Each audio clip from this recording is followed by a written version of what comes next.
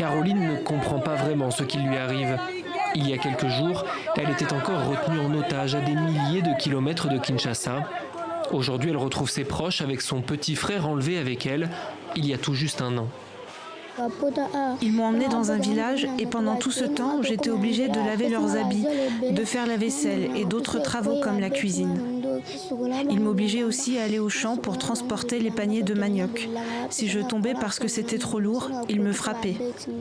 Le 16 décembre 2018, quelques jours avant les élections présidentielles et législatives au Congo, des centaines d'assaillants, majoritairement issus de la communauté Batende, prennent d'assaut plusieurs villages dans l'ouest du pays.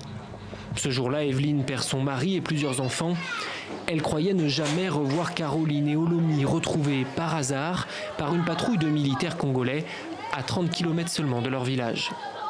Au moment des attaques, j'ai été touchée par plusieurs balles dans le bras. Quand je suis tombée, les assaillants m'ont poignardée avec des flèches. Et quand j'ai repris connaissance, les enfants autour de moi étaient morts et ces deux-là avaient disparu. De Bongende, le village d'origine d'Evelyne, il ne reste plus rien. Maison par maison, les assaillants ont tué ici plus de 300 personnes. Un massacre organisé, minutieusement planifié selon l'enquête préliminaire de l'ONU. L'abbé Nestor Bongenda est arrivé sur les lieux quelques jours après. C'est lui qui filme ces images. Là, c'est le couloir de la maison du chef de localité. Là, il y a des corps calcinés. Là. Calciné. Un an plus tard, il continue de se battre pour que la justice avance. Une quarantaine de personnes en lien avec ce crime de masse ont été arrêtées, mais aucun procès n'a pour l'instant débuté. C'est comme si on continuait à cracher sur les morts. Les assaillants circulent en paix comme des poissons, librement comme des poissons dans l'eau. Et vous voulez parler de la paix.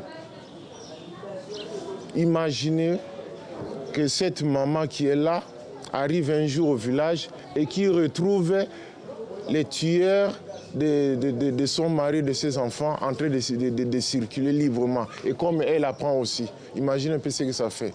Et de quelle paix s'agit-il quand on n'arrive pas à punir celui qui a commis des massacres? Une équipe de spécialistes en médecine légale des Nations Unies devrait prochainement se rendre sur les lieux pour expertiser les charniers. Aujourd'hui encore, nul n'est en mesure de dire combien de personnes ont été tuées. Plus de 500 corps enterrés dans une cinquantaine de fosses communes. Des centaines d'autres sont toujours portés disparus.